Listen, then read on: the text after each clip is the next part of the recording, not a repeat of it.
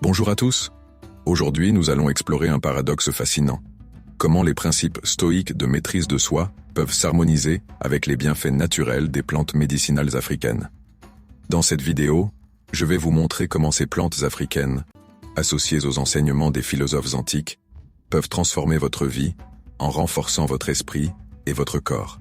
Le parallèle stoïque est naturel.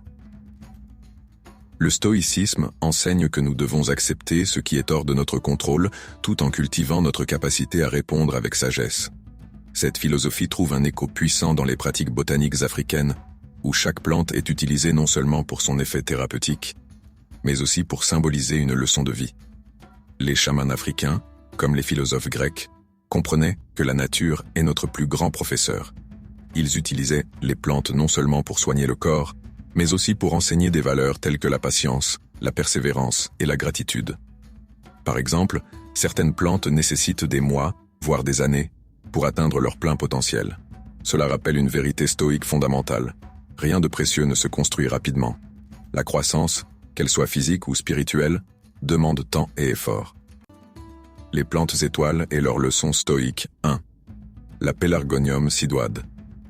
Cette petite plante originaire du Cap en Afrique du Sud est connue pour ses propriétés antibactériennes et antivirales. Mais au-delà de ses effets physiques, elle nous enseigne l'importance de la résistance face aux défis. Tout comme cette plante peut survivre dans des conditions difficiles, nous devons apprendre à faire face aux obstacles de la vie avec calme et détermination. Un principe central du stoïcisme, ce qui ne nous tue pas nous rend plus forts. 2. La Houdia gordoni. La Houdia gordoni, utilisée par les chasseurs-censeurs pour supporter la faim pendant de longues périodes, symbolise la modération et la discipline. En développant une relation saine avec nos besoins matériels, nous pouvons mieux contrôler nos désirs et atteindre un état de sérénité.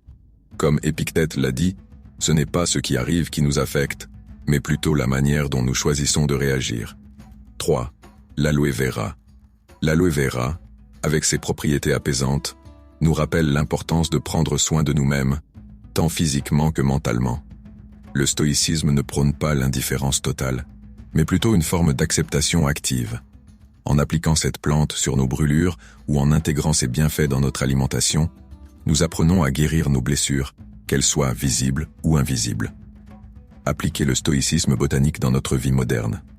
Comment pouvez-vous combiner ces enseignements botaniques et stoïques dans votre vie quotidienne ? Commencez chaque jour avec une réflexion stoïque inspirée par la résilience de la Pelargonium sidoide. Quel défi puis-je affronter aujourd'hui avec courage ? Intégrez la discipline de la Houdia gordoni dans vos habitudes alimentaires. Pratiquez la pleine conscience lors de vos repas pour éviter l'excès.